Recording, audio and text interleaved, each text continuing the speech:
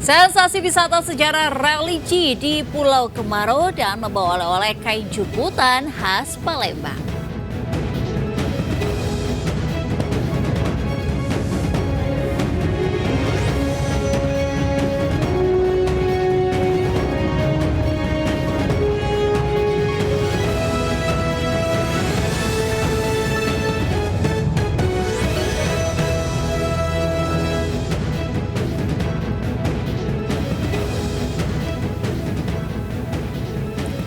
Assalamualaikum warahmatullahi wabarakatuh. Selamat pagi pemirsa, selamat pagi Mega. Selamat pagi Angel. Sabtu ini sehat ceria ya, karena ini sudah mulai weekend, jadi pasti ada kesempatan untuk berlibur bersama keluarga dan juga kerabat. Nah, ada baiknya ini kita saksikan beragam informasi menarik yang hadir menemani Anda pagi hari ini. Bersama saya Angelika Deva Agang.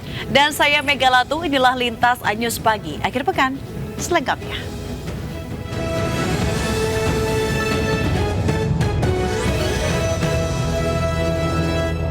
Seorang sopir truk diamankan polisi setelah mengalami kecelakaan di Jalan Raya Kabupaten Jombang, Jawa Timur. Penangkapan dilakukan petugas karena dari truk korban ditemukan alat hisap dan sisa sabu-sabu yang dihisapnya. Ditemukan setelah evakuasi, kresek tersebut ada di bawah. Truk yang dikemudikan WDS sopir truk asal Panti Jember ini terguling setelah mengejar mobil box dan menabrak pengendara motor di Jalan Raya Desa Kepuh Kembeng, Kecamatan Peterongan, Kabupaten Jombang, Jawa Timur. Ironisnya, dari dalam truk polisi menemukan sisa paket sabu-sabu lengkap dengan alat hisapnya. Sebelumnya, WDS mengemudikan truk dari Jombang ke arah Surabaya dan dalam pengaruh narkoba. Sisa sabunya. Saat memasuki Jombang, dari arah belakang tiba-tiba ada mobil box yang mendahului. Tak terima disalip, WDS langsung tancap gas dan mengejar mobil box tersebut. Naas, truk yang dikemudikan WDS oleng ke kiri lalu menabrak pemotor dan terguling di bahu jalan.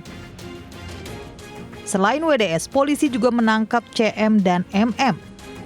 Keduanya warga Kecamatan Sumber Baru, Kabupaten Jember yang menjual sabu-sabu kepada WDS dan para sopir truk lainnya. Dari tangan para tersangka ini, polisi mengamankan barang bukti berupa paket sabu seberat 1 gram, 1,2 gram, dan 2,35 gram. Sopir-sopir ini kan, kenapa saya lakukan penahanan misalnya BP-nya, hanya pipet itu kan dia meresahkan kita ya, dengan kondisi pengaruh narkoba, dia mengemudi, yang mengakibatkan laka, bahaya untuk masyarakat kita. Akibat perbuatannya, para tersangka terancam akan dijerat dengan Undang-Undang tentang Narkotika dengan ancaman hukuman maksimal 20 tahun penjara. Dari Jombang, Jawa Timur, Muhtar Bagus, Ainis melaporkan.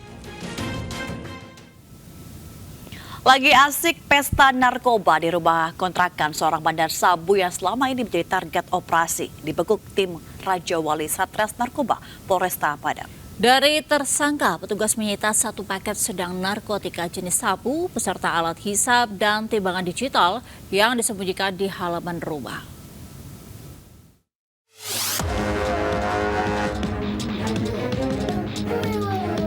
Sejumlah petugas kepolisian dari tim Raja Wali Satres Narkoba Polresta Padang bergerak cepat melakukan penggerebekan di sebuah rumah kontrakan di daerah Gunung Pangilun, Kecamatan Padang Utara, Kota Padang, Kamis malam.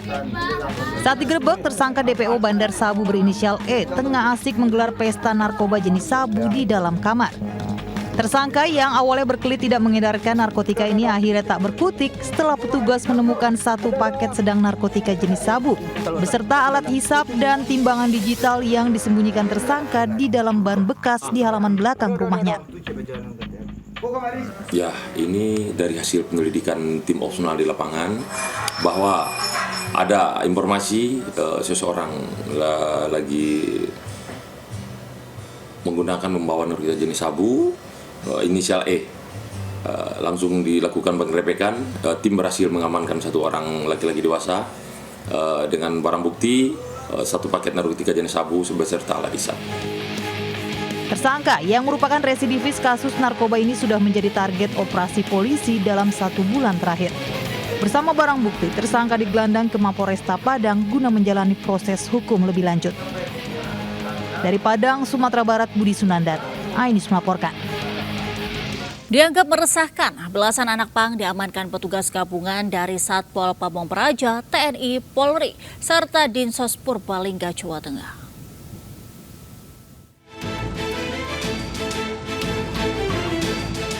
Belasan anak pang terjaring razia petugas gabungan di titik perempatan lampu merah dan rumah kosong di Purbalingga, Jawa Tengah. Mereka kemudian dinaikkan ke atas truk Satpol PP untuk dibina di kantor dinas sosial setempat.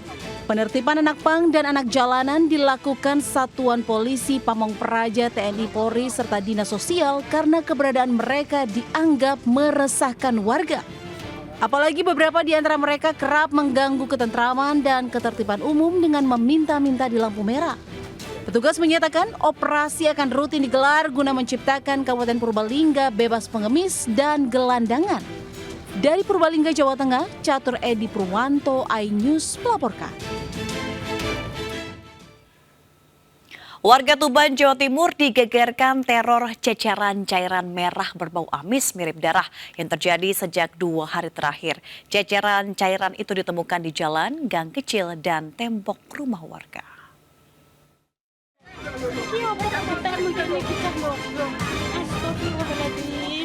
Ceceran mirip darah berwarna merah dan berbau amis ini ditemukan di dalam rumah warga di Desa Tuwiri Wetan, Merak, Tuban. Teror ini sendiri terjadi pada siang hari dan sudah selama 2 hari terakhir. Tak hanya di rumah, ceceran darah juga ditemukan di jalan-jalan kampung dan gang kecil hingga membuat warga resah. Temuan ini pun viral. Hingga kemarin ceceran darah masih terus ditemukan, namun sebagian besar sudah dibersihkan. Darah apa itu? Ya nggak tahu, darah apa itu nggak tahu. Kalau baunya gimana Bu? Kayak baunya ya kalau disiram air itu amis gitu loh. Amis. Berarti langsung dibersihkan Bu ya kemarin? Warga berharap polisi bisa menyelidiki dan menemukan penyebab teror agar keadaan bisa normal kembali. Dari Tuban, Jawa Timur, Pipit Wibawanto, iNews melaporkan. Polda Jawa Timur menetapkan 13 anggota pencaksilat PSHT sebagai tersangka pengeroyokan anggota polisi di Jember, Jawa Timur. Usai kejadian pengeroyokan polisi, TNI dan Ketum PSHT sepakat kegiatan PSHT di Jember dibekukan.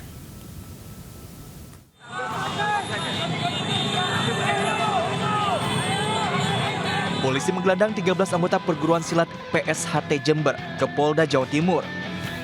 Hasil pemeriksaan seluruh tersangka terlibat pengeroyokan anggota Polsek Kaliwates, Ibda Parmanto, hingga terluka parah. Satu orang, Kafilah Nur Habibi, ditetapkan penyidik sebagai provokator. Hingga 12 orang lainnya melakukan pengeroyokan, di mana 2 diantaranya masih di bawah umur. Usai kejadian, Ketua Umum Pusat PSHT menyatakan permintaan maaf dan memecat tersangka dari keanggotaan organisasi PSHT.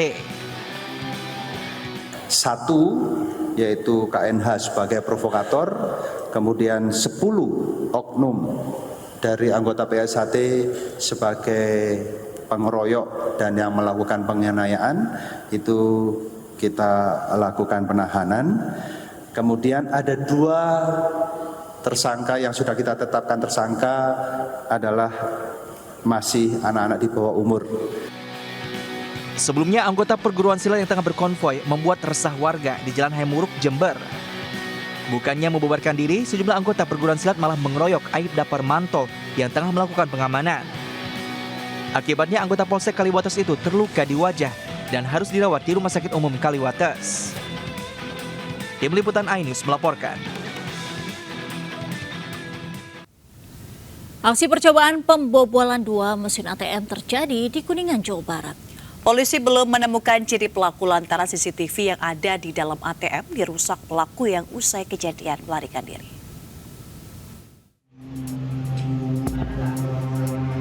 Dua mesin ATM di Jalan Raya Aruji, Kuningan, Jawa Barat dirusak para pelaku.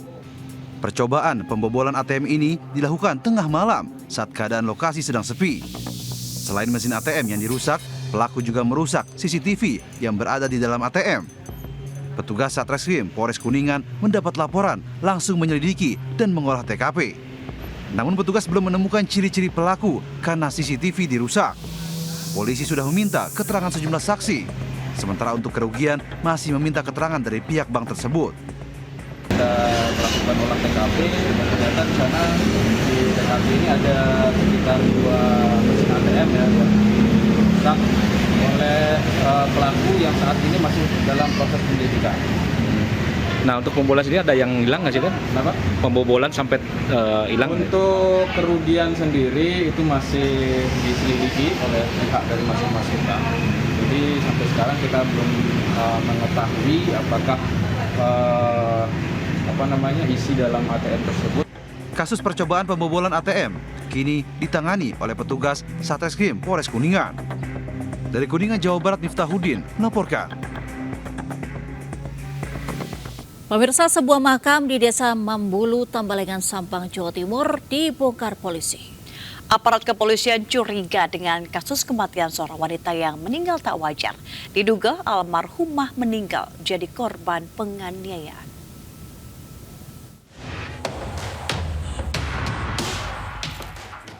Sejumlah personil Satreskrim Polres Sampang membongkar makam atau ekshumasi di salah satu makam warga di Desa Mambulu, Tambalengan, Sampang.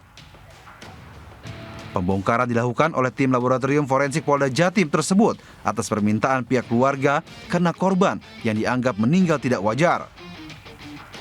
Almarhum Siti Nur Aisyah umur 50 tahun meninggal pada Desember 2023 lalu. Sebelumnya, Siti Nur Aisyah ditemukan meninggal di lokasi sumber mata air atau sungai yang tidak jauh dari lokasi rumahnya. Korban meninggal pada malam hari dan ditemukan pada pagi hari. Namun pihak kuasa hukum dari keluarga korban menilai kematian korban dianggap tidak wajar karena ditemukan goresan kuku di tanah dan bekas tubuh diseret. Pihak keluarga bahkan warga setempat ikut menyaksikan di area pemakaman. Proses ini merupakan langkah awal untuk penyelidikan. Karena ditemukan di tempat yang tidak lazim, itu di dekatnya sumber air. Itu apa ya? Bukan sumber air ya. Cekukan lebar, ada airnya sedikit. Nah, itu ditemukan di tempat yang tidak wajar. Dan di situ ada tanda-tanda. Ada tanda-tanda, contohnya ada kuku ya, goresan kuku di tanah. Kuasa hukum berharap proses pertama dalam penyelidikan ini berjalan lancar dan secepatnya hasilnya bisa diketahui. Dari Sampang, Jawa Timur, Fatur Rahman melaporkan. Pemirsa, kapal kayu bermuatan penumpang tenggelam di perairan Anambas, Kepulauan Riau. Naas 3 meninggal dunia, 6 orang kritis.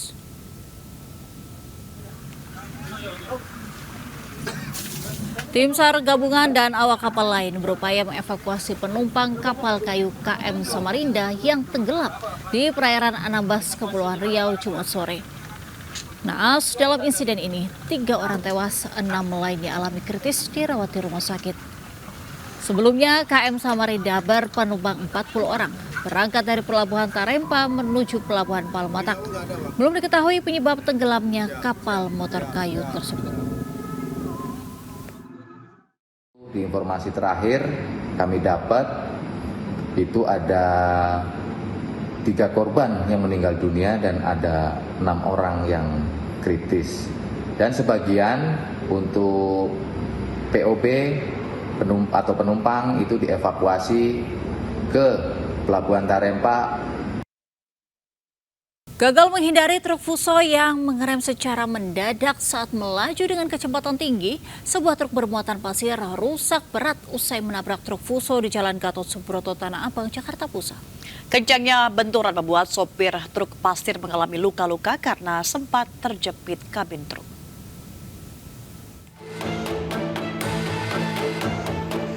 Kecelakaan yang melibatkan truk fuso dengan truk bermuatan pasir ini terjadi di Jalan Gatot Subroto, Tanah Abang, Jakarta Pusat, Jumat siang. Meski truk fuso tidak mengalami kerusakan berarti, namun truk bermuatan pasir justru mengalami kerusakan yang cukup berat dengan bodi depan ringsek dan kaca pecah. Insiden kecelakaan bermula saat kedua truk melaju ugal-ugalan dengan kecepatan kencang dari arah Cawang menuju Grogol. Saat melintas persis di seberang gedung DPR MPR, truk bermuatan pasir tiba-tiba menabrak truk fuso dari arah belakang. Menurut sopir truk pasir, kecelakaan terjadi karena dirinya tak mampu menghindari truk fuso yang mengerem secara mendadak. Kerasnya benturan membuat dirinya mengalami luka-luka di bagian kaki dan tangan karena sempat terjepit kabin truk. keponggok sama. Jadi mobil depan, mobil Fuso. Dia kencang terus mulai mendadak. Abang kaget gitu? Kaget, nggak keren. Nggak keren, nabrak. Tapi kebalik nggak bang tadi mobil? Enggak, cuma saya kebencet. Abang cuma sendiri atau? Kedua. Ini lagi mau bawa apa sih bang itu? Mau muat pasir. Korban yang mengalami luka-luka dievakuasi ke rumah sakit untuk mendapat perawatan medis. Sementara kedua truk yang terlibat kecelakaan kemudian dievakuasi petugas ke kantor Laka Lantas Polda Metro Jaya. Dari Jakarta, Rani Sanjaya, Anyus melaporkan. Diduga akibat lupa mematikan kompor saat memasak, 2 buah bangunan ruko hangus terbakar di kawasan Jalan Dago, Kota Bandung. 11 unit kendaraan pemadam diterjunkan untuk menjinakkan api.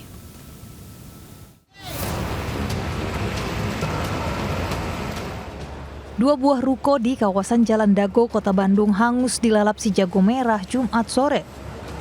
Petugas pemadam yang datang langsung berjibaku memadamkan api. Angin yang cukup kencang serta banyaknya material yang mudah terbakar membuat api cepat membesar dan menyebar. Sementara 2 bangunan di sampingnya juga ikut terbakar di bagian atap. Diduga api berasal dari salah satu ruko yang berjualan batagor. Sang pemilik diduga lupa mematikan kompor hingga membuat api merembet ke seluruh bangunan.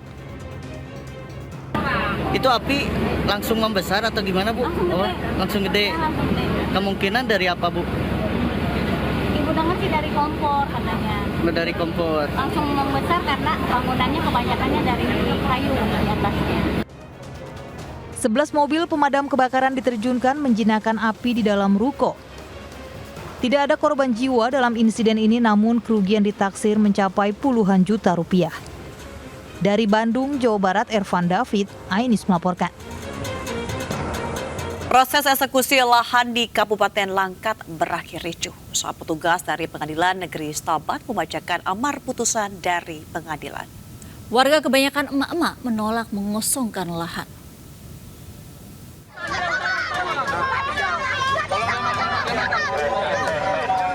Proses eksekusi lahan seluas 2.756 meter persegi yang berada di Desa Paya Perupuk, Kecamatan Tanjung Pura, Kabupaten Langkat, Sumatera Utara, Jumat siang berakhir ricuh.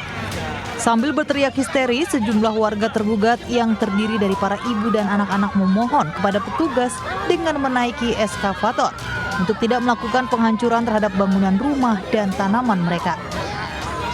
Warga yang menempati lahan sejak puluhan tahun ini protes dan menolak mengosongkan lahan. Sementara upaya pengosongan lahan melibatkan sejumlah pihak dari kepolisian, perwakilan pihak pemerintah dengan menurunkan 2 alat berat dan petugas PLN untuk memutus aliran listrik ke rumah warga. Pak, setiap tahun kami membayar PEDA tanah nih. Nah, setiap tahun kami membayarnya Pak. Kenapa Pak kami harus diskusi juga Pak? Kalau digusur hari ini kami tidur di pasar Pak, membuat tenda-tenda. Memang kami tinggal di sini. Kami tidak mempunyai tanah Pak. Dikuasakan oleh pihak kuasa hukum dari masyarakat saat ini masih melakukan permohonan proses peninjauan kembali atas putusan ini. Dari Langkat, Sumatera Utara, Erwin Syah Putra, Ainis melaporkan. Pemirsa, Satuan Tugas Pengawasan Barang Impor Kementerian Perdagangan berhasil mengungkap temuan gudang barang impor ilegal bernilai 40 miliar rupiah di sebuah gudang di kawasan Kamal Muara, Jakarta Utara. Ribuan macam produk pakaian hingga produk elektronik berhasil disita oleh tim Satgas.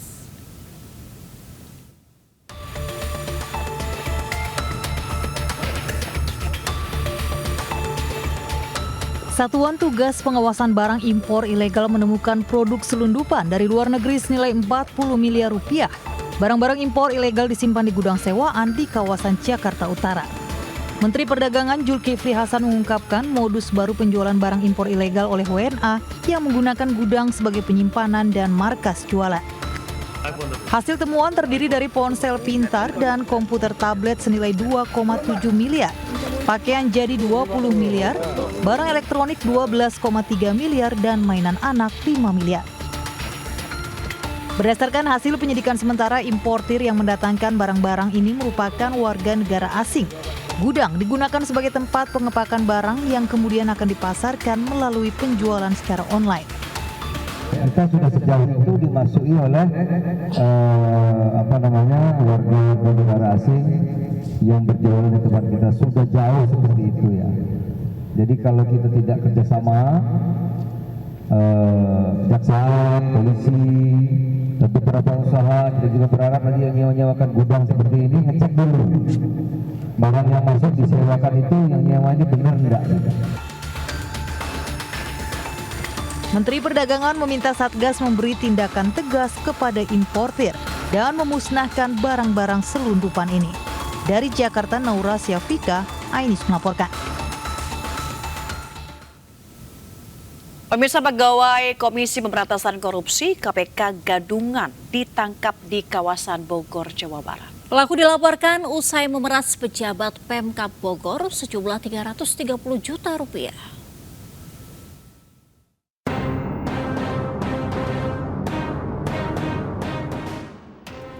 Penyidik KPK menangkap seorang pegawai KPK gadungan yang memeras salah satu pejabat dinas di lingkungan pemerintahan Kabupaten Bogor, Jawa Barat. Pelaku ditangkap di sebuah rumah makan di Bogor pada Kamis siang. Sebelumnya korban melapor ke petugas KPK karena pelaku meminta uang tunai senilai Rp300 juta. Dari hasil klarifikasi tersebut diketahui bahwa pelaku ternyata bukan pegawai KPK. Selain menangkap pelaku, penyidik juga menyita uang tunai Rp300 juta, telepon genggam, dan sebuah mobil mewah. Dari seorang pejabat di Kabupaten Bogor, Pemkab Bogor, bahwa ada seseorang yang belakangan diketahui berinisial YS yang mengaku pegawai KPK, di mana yang bersangkutan melakukan pemerasan kepada pelapor. Selanjutnya, pelaku akan diserahkan kepada pihak kepolisian Polres Bogor untuk proses lebih lanjut. Dari Jakarta, Nata Arman Iriansyah Wahyudi, iNews melaporkan. Pemirsa, event GIAS 2024 yang diselenggarakan di ASPSD Tangerang, Banten masih berlangsung hingga 28 Juli 2024 mendatang. Ya, pengunjung yang datang dari berbagai wilayah pun antusias melihat beragam produk dalam pameran ini. Dan berikut laporan reporter Henry Aprila.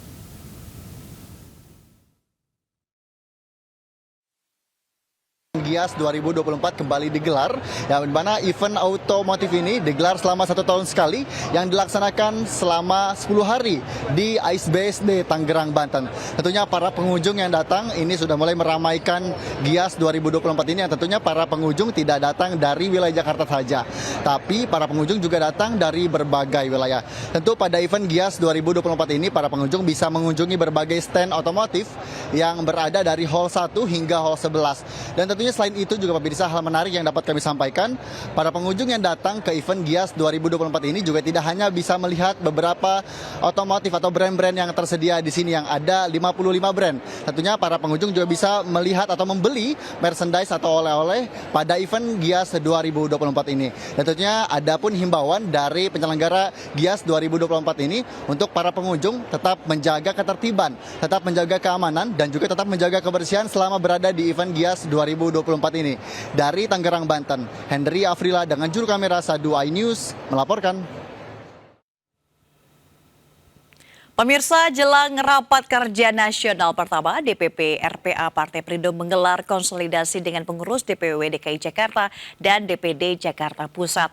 Dalam konsolidasi ini juga diumumkan kantor baru DPP RPA Partai Perindo di Gedung Sindo, Kebun Sirih, Jakarta Pusat.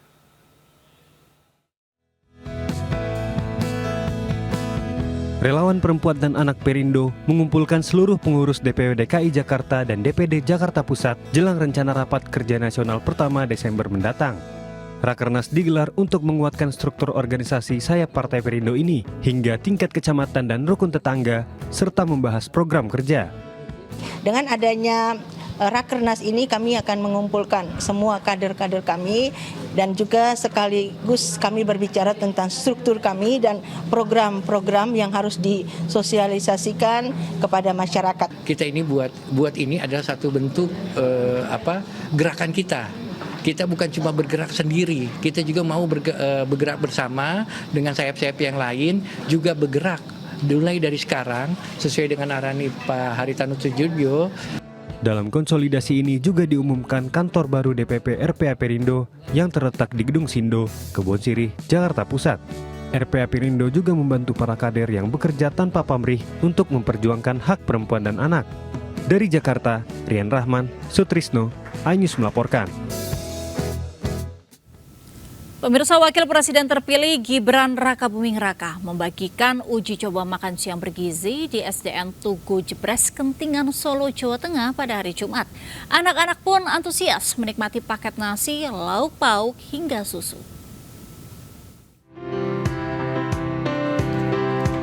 Sebanyak 213 paket makan siang bergizi gratis dibagikan kepada siswa dari kelas 1 hingga kelas 6 SD. Menu makan siang gratis ini berupa nasi, ayam goreng, sayur, buah, dan susu.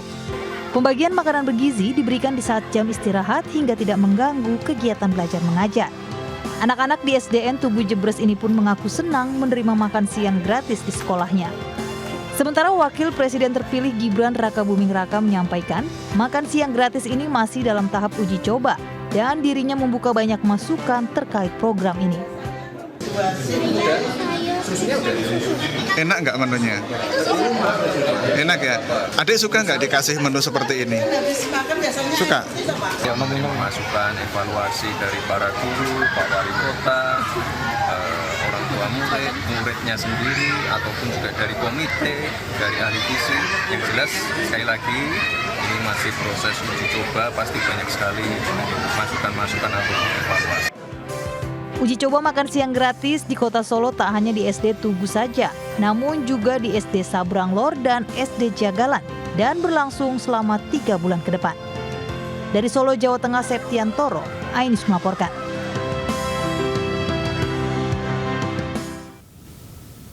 Pemirsa, Presiden akan mengukuhkan 76 orang anggota pasukan pengibar bendera Pusaka Paskibraka pada 9 Agustus mendatang. BPIP membekali anggota Paskibraka secara fisik dan mental agar dapat melaksanakan tugas sebaik-baiknya di IKN.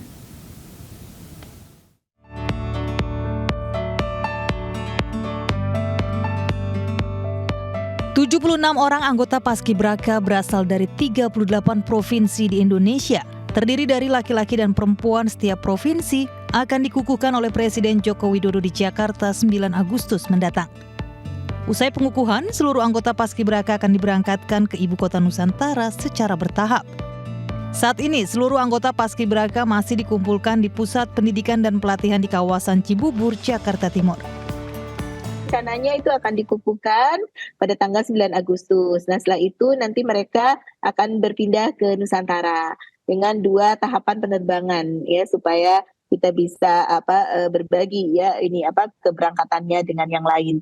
Nah, setelah itu nanti di Nusantara tentu saja mereka akan melaksanakan proses gladi, baik gladi kotor, gladi bersih, latihan gabungan juga. Badan Pembinaan Ideologi Pancasila BPIP melaksanakan penguatan kepada para anggota Paskibraka agar bisa beradaptasi dengan kondisi hingga cuaca dengan memantau kondisi kesehatan dan asupan gizi anggota Paskibraka. Dari Jakarta, Muhammad Julhilmi, iNews melaporkan. Pemirsa, masa PDI Perjuangan melakukan aksi tuntutan ke Komnas HAM atas peristiwa berdarah Kuda Tuli 27 Juli yang hingga kini belum menemukan titik terang. Masa aksi menuntut agar Komnas HAM menetapkan peristiwa tersebut sebagai pelanggaran HAM berat dan menetapkan para tersangka dalam kasus pembunuhan dan penculikan yang terjadi saat itu. Peristiwa Kuda Tuli 27 Juli tahun 1996 menjadi peristiwa kerusuhan berdarah lantaran adanya dualisme sengketa kepemimpinan Partai Demokrasi Indonesia PDI antara kubu Megawati dengan kubu Suryadi. Sebelumnya Megawati terpilih menjadi ketua dalam Kongres Luar Biasa di Surabaya. Sementara dalam Kongres Luar Biasa di Medan, Suryadi terpilih menjadi ketua umum. Hal inilah yang membuat terjadinya perpecahan dalam tubuh PDI. Dalam aksi kali ini, massa melakukan long march dari DPP PDIP ke Komnas HAM. Tuntutan massa adalah meminta kepada Komnas HAM agar menetapkan peristiwa tersebut merupakan pelanggaran HAM berat serta menetapkan para tersangka penculikan dan pembunuhan yang diduga ada keterlibatan dari aparat. Dalam peristiwa ini, 5 orang dinyatakan tewas akibat kekerasan yang terjadi. 23 orang dinyatakan hilang dan 149 orang lainnya luka-luka. Sistem demokrasi yang membunuh nilai-nilai demokrasi, yang mengintervensi kedaulatan partai, ya itu kami khawatir kalau tidak kita usahakan terus ini akan terhapus dalam sejarah dan terulang lagi pada rezim sekarang atau rezim yang akan datang. Kita berharap ya dengan pengungkapan ini tidak akan terulang lagi kasus-kasus serupa. Oke? Pemirsa, harga bahan pokok seperti cabai rawit dan minyak kita merangkak naik. Di Pasar Tebet, Jakarta Selatan, harga cabai rawit bahkan tembus di angka Rp90.000 per kilogram. Ya pemirsa, selama beberapa waktu belakangan kami mendapatkan informasi bahwa harga bahan pokok ini masih melambung tinggi di pasaran. Salah satunya di tempat kami melaporkan saat ini yang berada di kawasan Pasar Tebet, Jakarta Selatan, di mana di titik kami melaporkan saat ini memang ada sejumlah bahan kebutuhan pokok yang terus melambung tinggi. Salah satunya ini ada cabai rawit merah, lalu juga ada bahan komoditas lainnya, bahan pokok komoditas lainnya seperti minyak kita juga turut mengalami kenaikan. Di mana untuk cabai rawit merah sendiri ini mengalami kenaikan dari semula Rp40.000 per kilogramnya, kini merangkak naik hingga di angka Rp90.000 per kilogramnya. Sementara untuk minyak kita juga keberadaannya ini masih sangat langka di Pasar Tebet, Jakarta Selatan, di mana ketersediaannya ini tiap pedagang hanya mendapatkan 1 karton untuk sekali pembelian, di mana untuk harganya sendiri ini juga mulai dari harga Rp15.000 hingga Rp16.000 per liternya. Sementara itu pemirsa, dapat kami informasikan juga bahwa komoditas lainnya seperti harga telur ayam ini masih stabil harganya di angka Rp28.000 per kilogramnya. Dan juga dapat kami informasikan juga bahwa untuk kebutuhan atau juga komoditas lainnya seperti bawang merah dan juga bawang putih ini juga kondisinya masih stabil di angka Rp30.000 hingga Rp50.000 per kilogramnya. Kenaikan harga bahan pokok seperti cabai rawit merah yang memang sudah kenaikannya ini sudah terjadi sejak 2 pekan belakangan hingga saat ini juga belum menunjukkan akan adanya penurunan dari harga bahan pokok tersebut. Tentunya ini menjadi harapan bagi pedagang ataupun juga pembeli agar harga bahan pokok ini bisa kembali stabil dan juga daya beli masyarakat ini bisa naik seperti atau juga naik seperti sedia kala. Dari Jakarta, salam rahmat, Muhammad Firmansyah, News melaporkan. Iya Angel, biasanya kalau weekend kemana? Bingung nggak? Aku belum tahu nih, belum ada rencana hari ini. Nah, ini ada informasi bagi Angel dan juga bagi warga Jakarta bingung kalau misalnya menghabiskan waktu libur akhir pekan. Nah, pameran Flora dan Fauna atau Flona 2024 di lapangan Banteng, Jakarta Pusat bisa menjadi pilihan rekreasi bersama dengan keluarga. Menarik ya ini Mega, dekat pula sama kantor kita karena di sana juga banyak beragam tanaman hias hingga satwa dipamerkan dalam pameran ini. Wah, educated banget nih.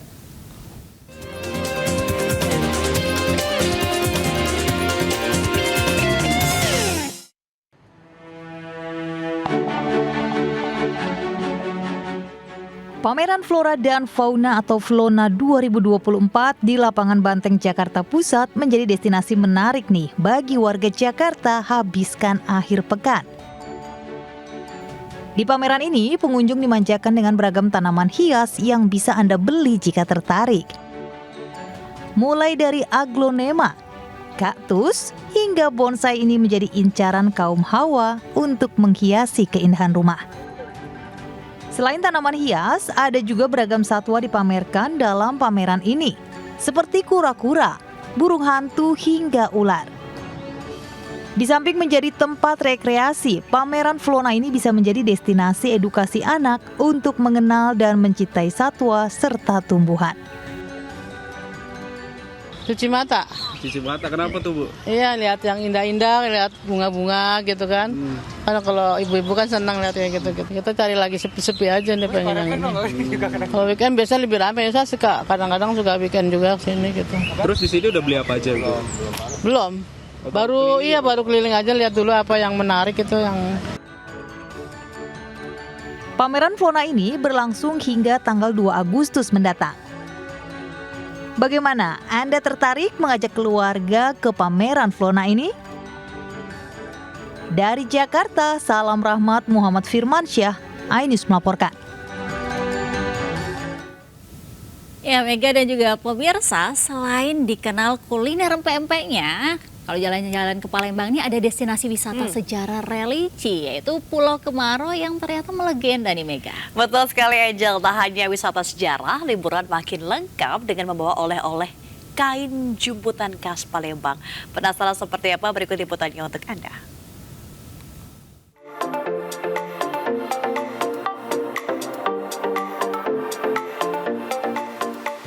Palembang memiliki destinasi wisata menarik untuk dikunjungi. Salah satunya nih Pulau Kemarau, sebuah delta kecil di Sungai Musi terletak 6 km dari Jembatan Ampera.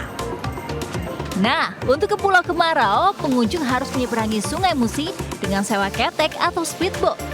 Melewati Sungai Musi, Anda bisa menikmati pemandangan alamnya nan indah. Nah pemirsa, setelah 30 menit dari Pelabuhan Ilir 16, kita sudah sampai nih di Pulau Kemarau. Nah di sini itu ada kelenteng Ho Chembio dan yang uniknya nih ada pagoda tingkat 9. Wah, penasaran kan? Yuk langsung aja yuk kita jelajah. Pulau Kemarau identik dengan adat istiadat masyarakat Tiongkok. Pengunjung bisa melihat kelenteng Ho Chembio dibangun tahun 1962. Di depan kelenteng terdapat makam Tan Bun An dan Siti Fatimah yang berdampingan. Kisah cinta sejoli inilah menjadi legenda terbentuknya Pulau Kemarau. Selain itu ada pagoda setinggi 45 meter yang menjulang di tengah pulau ini, penuh simbol kepercayaan Tiongkok. Pagoda 9 tingkat ini menjadi daya tarik wisatawan untuk bersuah foto. Setelah berwisata sejarah, kita jelajah kampung kain jumputan di Kelurahan Tuan Ketang. Pengunjung bisa melihat proses pembuatan kain dimulai dari pembuatan motif, diikat atau dijumput hingga pewarnaan dengan beragam teknik. Membuat kain jumputan ini pun dibutuhkan waktu sekitar 1 minggu hingga 1 bulan. Ada lebih dari 50 motif dapat ditemui baik klasik maupun dimodifikasi. Namun motif yang banyak diminati konsumen adalah motif bintik 7.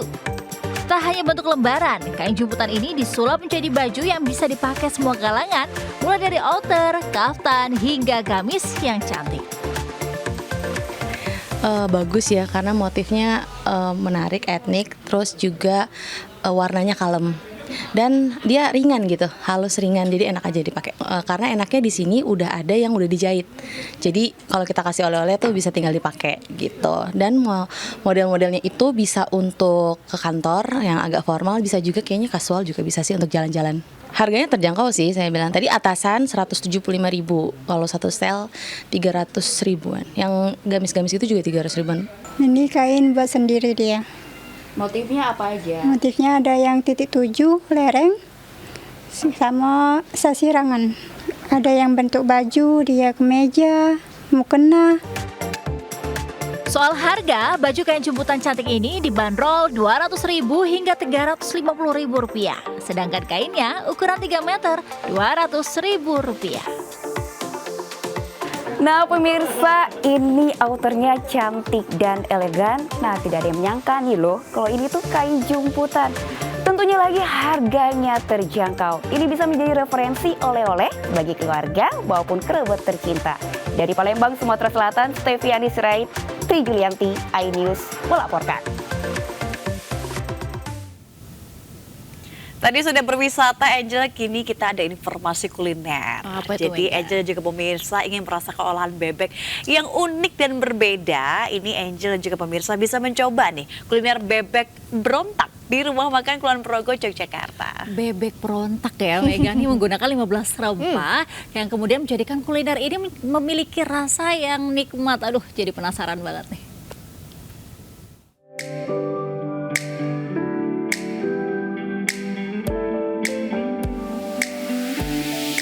Menikmati daging bebek dipadukan dengan pedasnya sambal sudah biasa. Namun di warung Limasan ini daging bebek diolah dengan cara khas dibalut sensasi pedas perpaduan 15 bumbu rempah pilihan. Terletak di Desa Tawangsari, Kecamatan Pengasih, Kulon Progo, Yogyakarta. Setiap harinya puluhan penikmat kuliner singgah untuk menikmati menu ayam dan bebek serta aneka jamu di sini. Ada menu spesial yang layak dicoba, yaitu bebek berontak.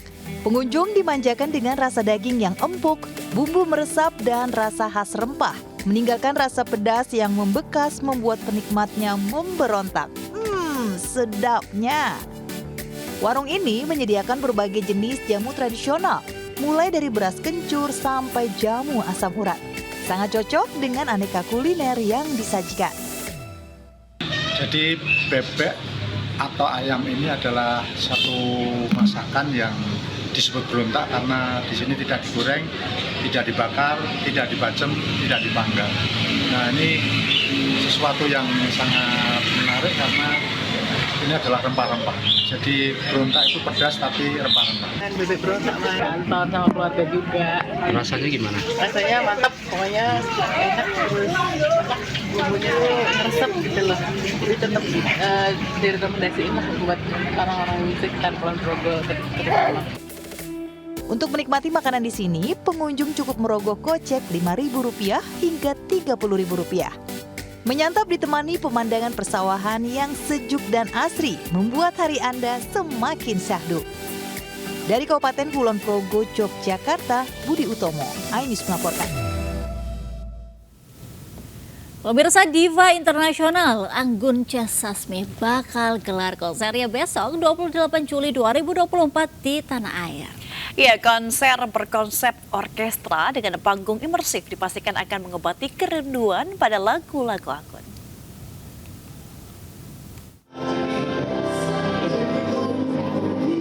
Anggun C. Sasmi siap menggelar konser tunggal di tanah air.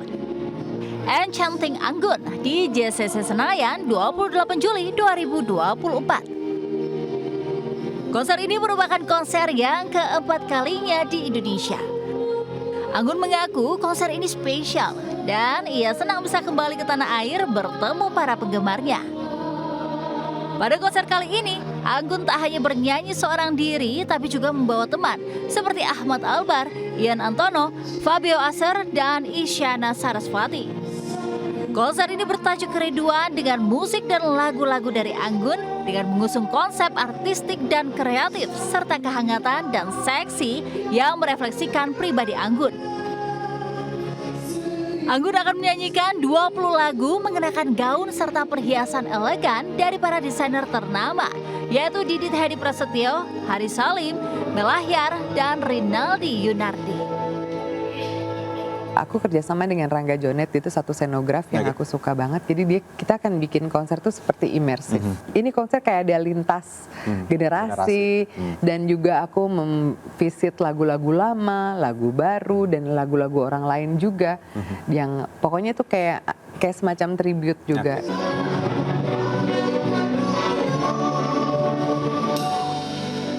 Anggun, artis berdarah Indonesia yang berhasil menjual albumnya hingga 2 juta keping di pasar internasional. Konser ini diharapkan dapat menarik lebih banyak wisatawan Nusantara dan juga mancanegara. Dari Jakarta, Tim Liputan melaporkan. Keinformasi lainnya, pemirsa, tengah membersihkan tempat penampungan air dari lumut yang menempel seorang pemilik rumah justru terjebak di dalam tandon air sedalam 1 meter di Kemayoran, Jakarta Pusat. Upaya evakuasi oleh petugas damkar berlangsung dramatis lantaran diameter mulut tandon air yang hanya 40 cm sulit mengeluarkan tubuh korban yang cukup gemuk.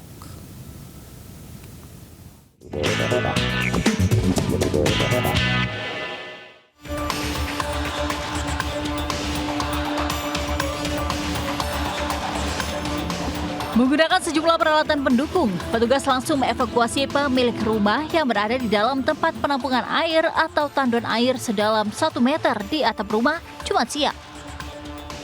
Kejadian bermula saat korban yang merupakan pemilik rumah tengah membersihkan tempat penampungan air miliknya dari kotoran dan lumut yang menempel. Agar memudahkan saat membersihkan bagian dalam, korban kemudian masuk ke dalam tandon air yang terbuat dari material bata dan semen. Namun usai membersihkan bagian dalam, korban yang memiliki bobot tubuh cukup gemuk ternyata tidak mampu keluar melewati mulut tandon yang memiliki diameter hanya 40 cm. Di tempat ini, bahwasanya korban tersebut itu setengah badan di luar, setengah badan di dalam. Hanya saja karena memang diameter dari tontonan air tersebut kecil, sehingga korban tidak mampu untuk keluar dengan sendiri, sehingga datang ke pos kita untuk meminta bantuan dari tim kami. Kalau untuk terjebaknya itu berapa lama di sini? Dari proses kami datang sampai korban keluar itu kurang lebih sekitar 1 jaman. Meski sempat mengalami sejumlah kesulitan, namun 4 personil damkar yang diterjunkan akhirnya berhasil mengevakuasi korban. Dari Jakarta, Rani Sanjaya Ayus melaporkan. Pemirsa, puluhan ekor domba Garut mengikuti kontes ternak di Lembang, Kabupaten Bandung Barat pada Kamis. Ya, domba yang berpenampilan gagah serta memiliki tanduk gayor telah ditawar hingga ratusan juta rupiah.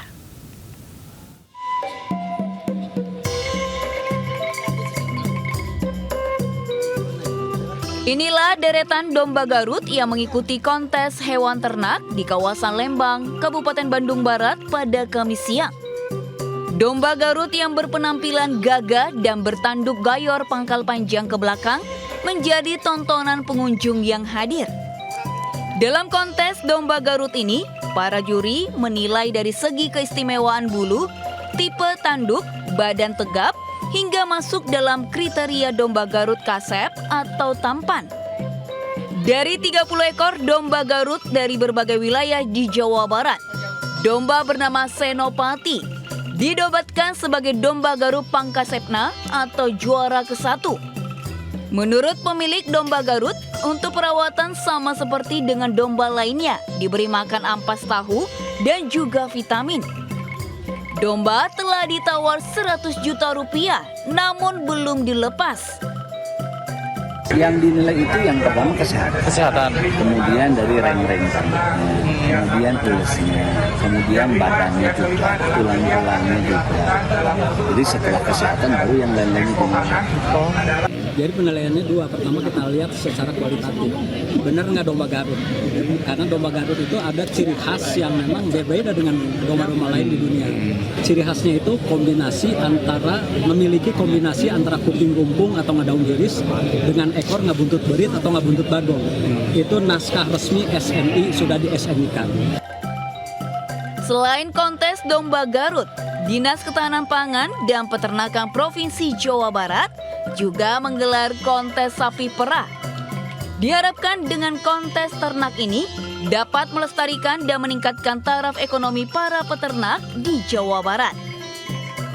Dari Bandung Barat, Jawa Barat, Yuwono melaporkan. Peristiwa tadi sekaligus menutup Lintas Sains pagi akhir pekan hari ini. Berbagai informasi kriminal dapat Anda saksikan sesaat lagi dalam Jurnal Lintas Sains pagi bersama rekan Premana Tenaya. Saya Angelika Devagam. Saya Megalato undur diri. Selamat pagi, selamat berakhir pekan. Wassalamualaikum warahmatullahi wabarakatuh.